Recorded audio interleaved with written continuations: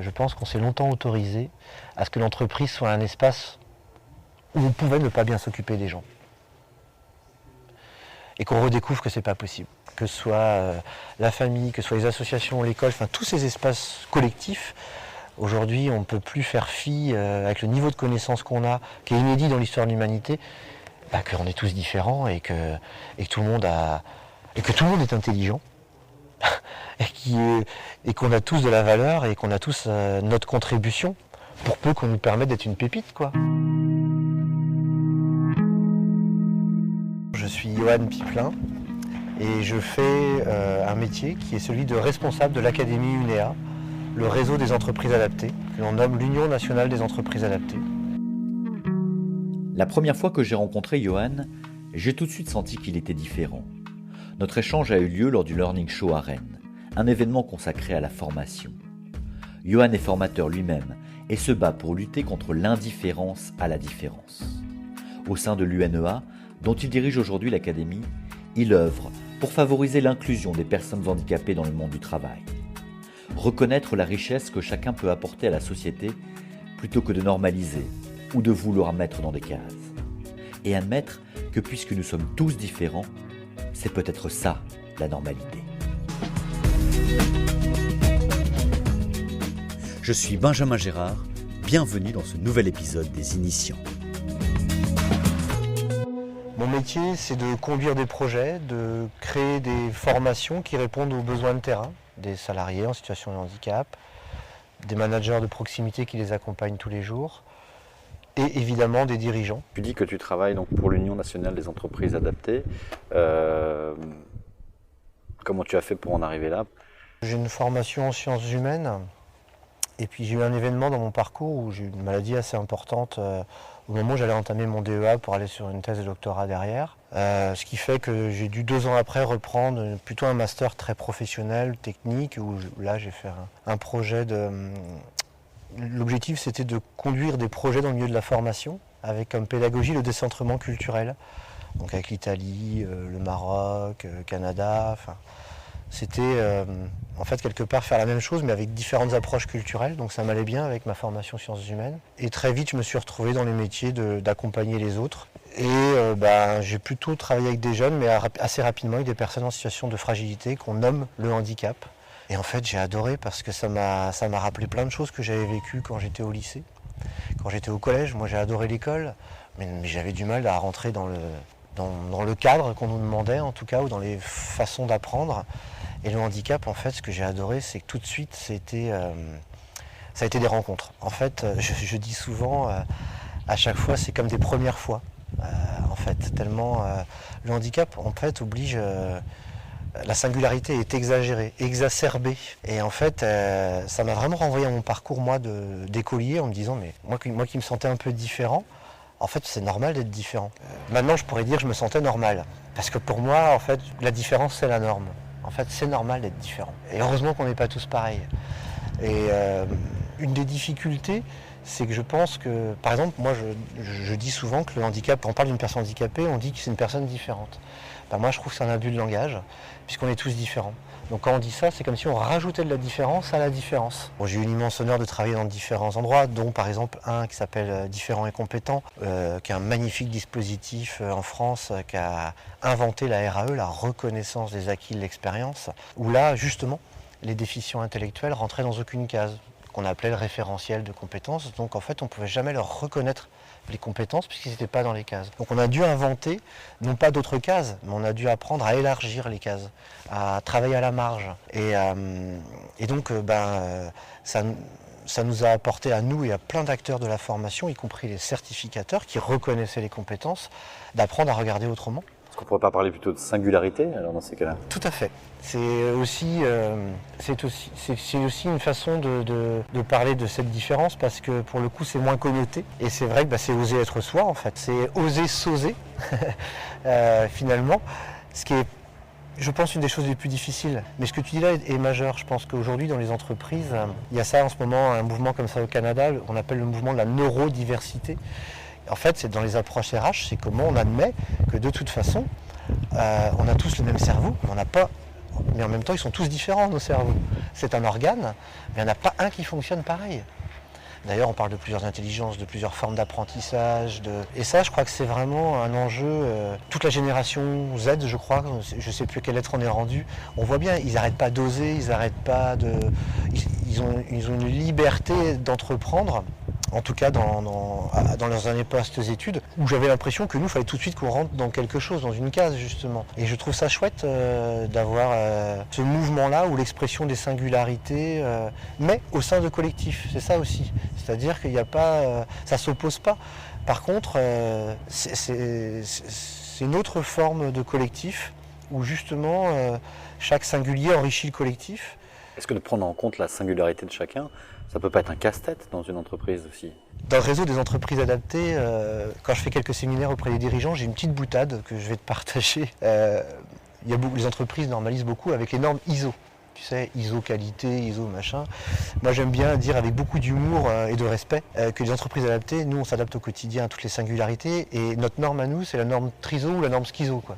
Tu vois. En tout cas, nous, les entreprises adaptées, on y arrive. On y arrive parce qu'on a 90% de gens en situation de handicap et on peut bosser pour Airbus, pour Alstom, comme faire du jardinage bio. C'est-à-dire c'est très hétérogène, c'est plus de 200 métiers, de secteurs d'activité et 90% de personnes handicapées, 70% des gens qu'on accueille n'ont ni la formation ni l'expérience pour les métiers pour lesquels ils deviennent des spécialistes chez nous. Et en fait, la conjugaison RH est sans cesse réinterrogée dès qu'un individu arrive. Il faut que le collectif lui trouve une place. Donc oui, c'est possible, mais encore faut-il le vouloir. Alors, ces entreprises, tu imagines bien que ces boss pour Airbus, Alstom, c'est des cahiers des charges, c'est du standard, c'est de la norme qualité aussi, ça n'empêche pas. Moi, je crois que c'est la pensée dominante qui est un peu à réinverser. Il y a une pensée dominante où, en fait, il faudrait être tous pareils, et puis on est sûr de la procédure, on tranquillise les choses, on n'est pas fragile. Oui, sauf que on peut aussi s'imaginer que la richesse, c'est précisément quand chacun ose être lui-même et il peut beaucoup apporter au collectif. Moi, j'ai eu l'immense chance de travailler un tout petit peu avec Claire Hébert-Suffren, par exemple, qui a créé les réseaux d'échange réciproque de savoir, qui nous accompagne un peu dans notre réseau lors de nos séminaires et nous, et qui a beaucoup travaillé sur la notion de réciprocité et de coopération et de réseau. Et en fait, aujourd'hui, tu vois, c'est la grande mode du co. Tout le monde co quelque chose. Mais en fait, l'être humain ne peut pas exister autrement. Il coexiste, l'être humain. Robinson Crusoe, il a inventé vendredi, parce qu'il ne pouvait pas exister. Si on prend Tom Hanks dans le film Seul au monde, il a inventé avec le ballon Wilson, je crois, c'est ça. Parce que sinon, il devenait fou. Tu ne peux pas exister. Et donc, en fait, c'est comme si là, on redécouvrait que la façon de se relier collectivement, on s'était un peu trompé quand même dans certains endroits. Et donc là, maintenant, il fallait se rappeler ça, ou le réinventer, ou le réinterroger, et revenir à ses fondamentaux. Ça, c'est Claire Hébert-Suffren qui le dit aussi. Et je m'en inspire beaucoup. Elle dit « Personne ne sait rien faire, personne ne sait tout faire. C'est pour ça qu'il faut organiser le partage. » Bah ouais, c'est génial, quoi. Et en plus, elle rajoute un truc fabuleux. Il n'y a pas d'hiérarchie entre les savoirs. Parce que moi, je pense qu'une des grandes difficultés dans la pensée dominante, c'est qu'on hiérarchise. On a confondu hiérarchie de fonction et hiérarchie entre les êtres humains. Moi, j'ai pas plus de valeur que quelqu'un qui est à la rue, et j'en ai pas moins que quelqu'un qui est cadre supérieur, je sais pas où. Et pareil pour toi ou n'importe qui. Et en fait, on a confondu hiérarchisation et différenciation, sociologiquement. Je pense vraiment, on a vraiment confondu ça. Et Claire, son dernier bouquin, c'était génial. Sur la page de garde, tu as un dessin, donc tu as un violoncelle qui se termine par une clé de 12, pour justement montrer qu'il n'y a pas de hiérarchie entre celui qui maîtrise la clé de 12 et celui qui maîtrise le violoncelle. Et que ces deux savoirs-là sont importants pour l'humanité. Et pourtant, c'est la question très pragmatique, mais l'apprentissage. Les enfants qui vont aller vers des filières dites professionnelles, plutôt que d'aller dans les voies générales, à qui on dit, voilà, si t'es mauvais en classe, tu vas aller en CAP, tu vas aller en BEP. Et aujourd'hui, effectivement, c'est mal vu. C'est encore mal vu. Parce que je pense qu'en Occident, on a confondu langage et raison. C'est-à-dire, tu causes bien, tu es intelligent. Tu réponds aux exigences scolaires qui sont très basées sur l'écrit, le calcul, voilà. Mais tu peux faire des dessins remarquables. Il n'y a aucun moment, jusqu'à un certain... Pas avant le lycée, et encore peut-être même après, tu vas pouvoir développer ce talent, tu vois. Où tu fais des super sculptures, où tu danses super bien, où tu chantes bien. L'école ne te donne pas cet espace pour le libérer, ça, tu vois. Donc si tu n'as pas des parents qui t'amènent, voilà. Donc, alors qu'en Orient, au contraire. En Orient, plus tu t'exprimes justement par des silences ou par ton corps, plus ça s'est développé, plus ça s'est valorisé. Moi, de toute façon, je pense qu'on a tous, alors ça c'est un jeu de mots, mais des talents latents. Et il faut trouver le bon lieu d'expression en fait de ces talents. Mais les enseignants sont les premiers à le reconnaître qu'il faudrait bouger des choses. D'ailleurs, on a énormément de pédagogie alternative qui se développe. Steiner, Freinet, Montessori, c'est pas pour rien. C'est que l'école c'est bien, mais pour faire exprimer les talents de nos enfants, sans doute qu'il faudrait plusieurs supports moins normalisés. Il faudrait plusieurs supports, c'est-à-dire tu parles de Freinet Montessori, c'est pas l'une ou l'autre ou l'une contre l'autre, c'est finalement mettre à la disposition de l'enseignant toutes les dispositions pédagogiques qu'on peut avoir pour pouvoir justement prendre en compte la singularité. Exactement. Parce que moi effectivement je sors un peu du sujet, mais je m'interroge sur la notion de en ce moment ça refleurit les écoles Montessori en disant c'est la solution, c'est formidable et compagnie. Non, c'est une méthode parmi d'autres. Et l'enseignant, finalement, il peut avoir à sa disposition toute une palette pédagogique. Mais Montessori, c'est pas la panacée. C'est pas la panacée non plus. Non, surtout pas. Et on est bien sur le sujet. Et on remet dans une case, en fait. Oui, on est bien dans le sujet que tu dis, c'est comment on accueille la singularité. C'est-à-dire que tu as un enfant, par exemple, qui parle beaucoup. Mais peut-être que si c'est sa personnalité, comment on travaille là-dessus ? Tu vois ce que je veux dire ? Non, parce que la règle c'est silence, on doit s'écouter, le collectif et machin. Mais ça peut être aussi quelqu'un qui peut... Enfin bref, les enseignants inventent plein de choses, ils bricolent plein de choses au quotidien. Mais ouais, je pense vraiment que la question de l'accueil de la singularité, et puis alors ça, moi je l'ai vécu, mais que ce soit juste, ou le plus juste possible. Parce que... moi je trouve quand même que les jugements sont souvent très hâtifs quand même. Et effectivement, très vite on est casé, c'est... D'ailleurs, la symbolique, elle est incroyable à l'école quand il pense. Nous, on a vécu ça. Aujourd'hui, c'est un peu différent. À la marge, tu sais, t'as la feuille, puis t'avais les marges. Et c'est dans les marges qu'on te mettait les réflexions. Puis il fallait surtout pas dépasser à la marge. Alors qu'en fait, moi, je pense que, au contraire, c'est bien de pouvoir un peu élargir, expérimenter, tester. Et puis, alors c'est les Chinois qui disent ça, mais rien ne sert de tirer sur une plante pour qu'elle pousse. Je veux dire, c'est vraiment fondamental d'être dans le bon environnement. Quand on fait du jardinage, tu mets pas des hortensias plein sud, par exemple en Bretagne, tu vois.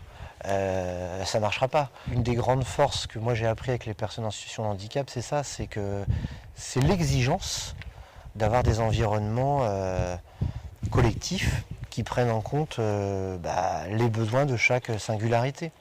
Tu m'as parlé de tes parents tout à l'heure, par rapport à l'emploi. Quelle est la valeur qu'ils t'ont transmise et qui te sert encore aujourd'hui ? La confiance en soi, en fait. La confiance en ses choix.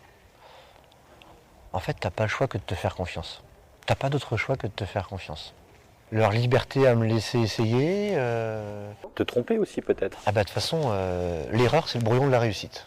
Un jour, un déficient intellectuel m'a dit, dans une petite formation de médiation cognitive, j'adorais faire ça. Essayer, c'est le début de réussir. Si t'essayes pas, tu peux pas savoir.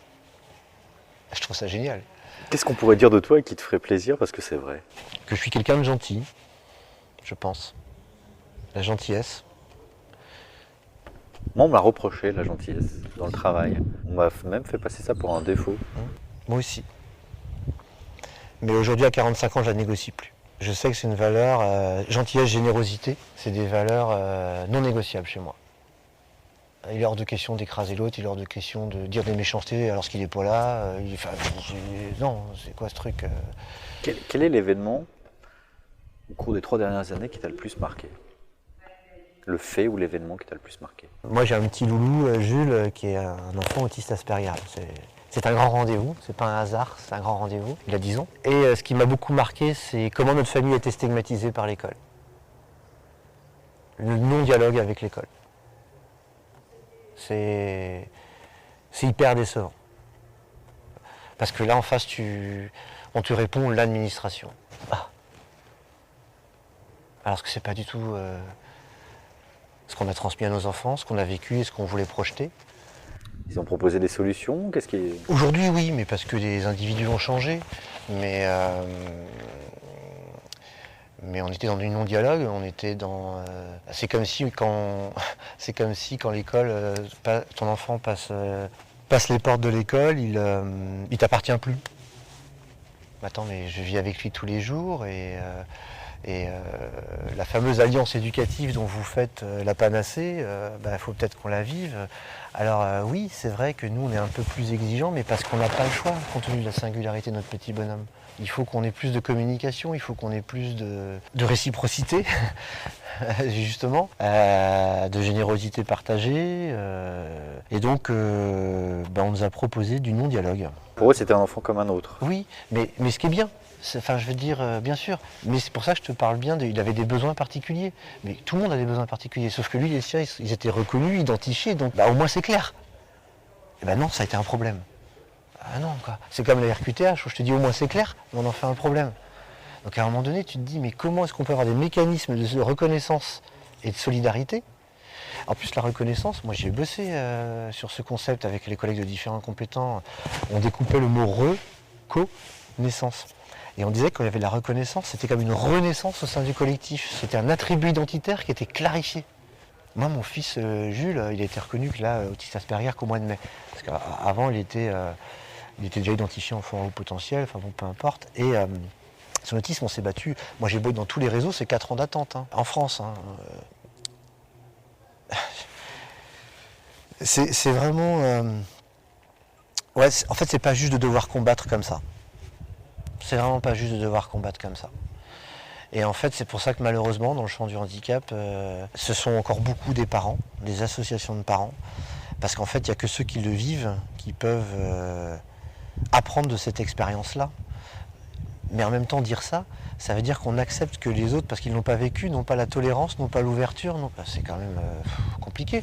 Qu'est-ce que tu en penses de cette volonté d'inclusion au sein de l'école, au sein de l'éducation nationale? Inclure, c'est mettre dedans. À partir du moment où tu veux mettre dedans, et qu'en plus tu forces le mettre dedans, ça le fait pas. C'est pas ça l'inclusion. Nous, on a la chance de travailler avec Charles Gardou qui a écrit La société inclusive, parlons-en, avec un sous-titre magnifique. Le sous-titre, c'est Il n'y a pas de vie minuscule. C'est juste magnifique, un truc comme ça. D'ailleurs, on l'a mis sur le faire-part de ma fille. Il n'y a pas de vie minuscule. Enfin bref, c'était tellement puissant quand elle est arrivée à la vie. Et en fait, Charles Gardou nous invite à préférer plutôt l'adjectif inclusif, qui lui s'oppose à exclusif. Et c'est exactement ça, c'est-à-dire que l'école, l'entreprise ne doivent pas être des espaces exclusifs pour des gens tous à peu près pareils, quoi. Enfin, c'est pas possible. Et d'ailleurs, l'entreprise redécouvre que c'est précisément dans toutes ces différences qu'elle est sa richesse. Alors c'est vrai qu'à l'école, la difficulté, c'est qu'ils ont quand même des problématiques de moyens, il y a plein de problématiques, hein, c'est pas le débat là-dessus, mais donc l'inclusion est dangereuse parce qu'on met dedans. On met des AVS à l'école non formés sur des contrats aidés avec des difficultés, voilà, ou en tout cas pas assez formés plutôt que non formés. Donc voilà, et puis après au niveau de l'entreprise, les entreprises elles essayent. Il ne faut pas dire que les entreprises ne veulent pas de personnes handicapées, c'est pas vrai, elles essayent. Mais c'est vrai que c'est plus compliqué, d'autant plus que tu ne bouges pas tes standards normatifs. Si tu ne les bouges pas, c'est plus compliqué. Ce matin, quelqu'un disait, là, une entreprise disait, ah, c'est toujours des belles histoires. À un moment donné, je lui ai dit, mais toutes les histoires sont belles. Pourquoi celle avec un handicap serait plus belle qu'un autre? Ou c'est pareil, quand un sportif avec un handicap réalise un exploit sportif, c'est comme s'il avait fait un surexploit. Mais non, il a fait un exploit sportif. Alors après, là, ça bouge dans notre pays, mais on est quand même, je trouve, un peu en retard.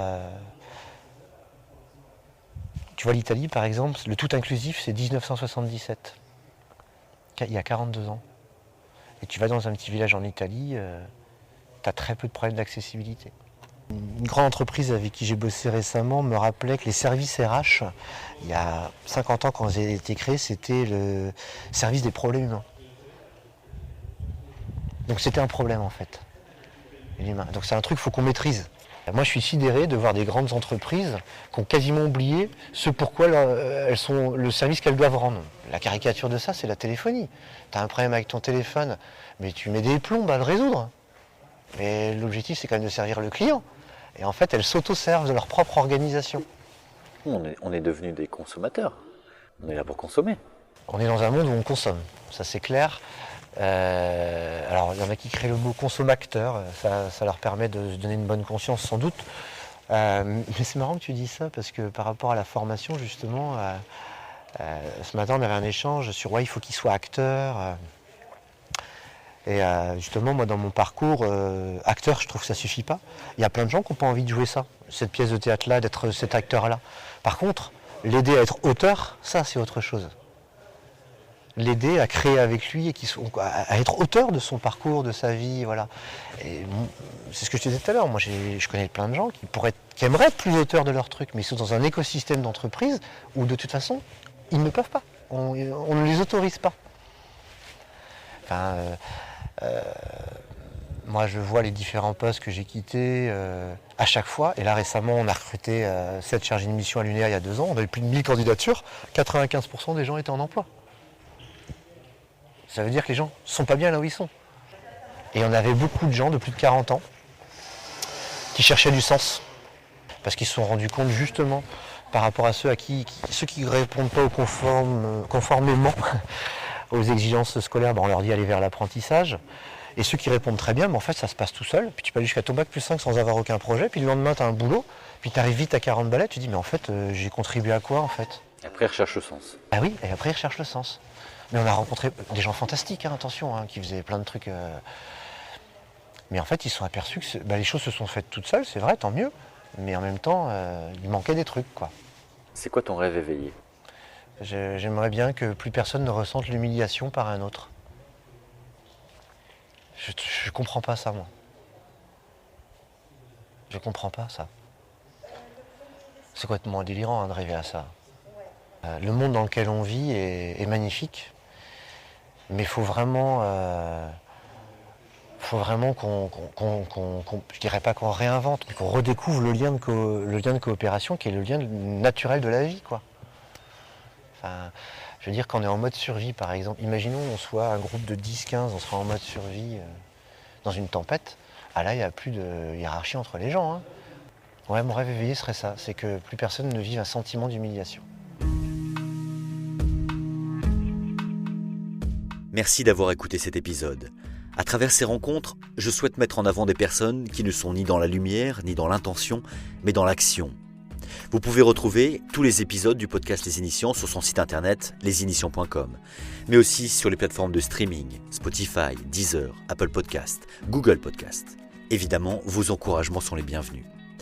Et tous les 15 jours, un nouvel épisode vous est proposé. Les Initiants est un podcast produit par Portemire.